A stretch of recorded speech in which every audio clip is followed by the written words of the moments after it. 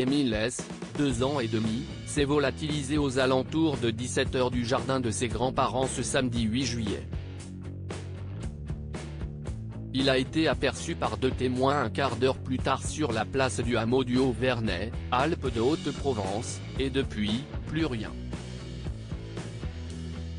Après plus de 4 jours de disparition, les enquêteurs étudient 2 pistes potentielles, celle d'une chute accidentelle du petit garçon, qui aurait pu se perdre dans la montagne aux alentours, et celle de l'intervention d'un tiers.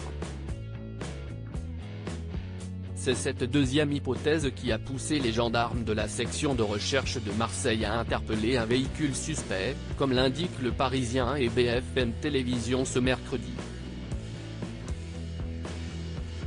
Les enquêteurs ont trouvé plusieurs traces de sang à l'avant du véhicule, craignant que celui-ci n'ait percuté l'enfant avant de prendre la fuite. Le procureur de la République Rémy Avon a confirmé qu'un prélèvement suspect a été fait sur une voiture, a indiqué BFM. Nos confrères du quotidien ajoutent que des prélèvements ont été réalisés mardi après-midi et transférés en urgence par hélicoptère pour analyse ADN aux experts en génétique de la gendarmerie nationale de l'Irquedienne de Pontoise, Val d'Oise, afin de déterminer si celle-ci appartenait au petit Émile. Le résultat est sans appel, il s'agit de sang d'origine animale et non humaine.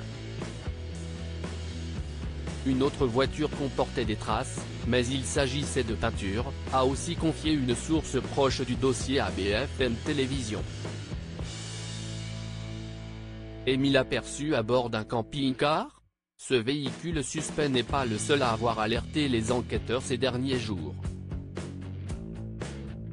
Suite à l'appel à témoins lancé le 9 juillet, indiquant qu'Émile mesure 90 cm, a les cheveux blonds et porte un haut jaune, un short blanc avec un motif vert et des chaussures de randonnée le jour de sa disparition, les gendarmes ont fouillé un camping-car, selon les informations récoltées par la Provence.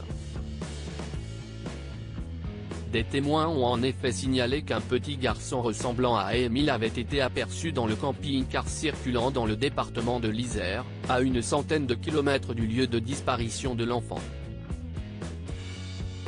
Mais la piste s'est révélée être erronée, ont rapporté nos confrères.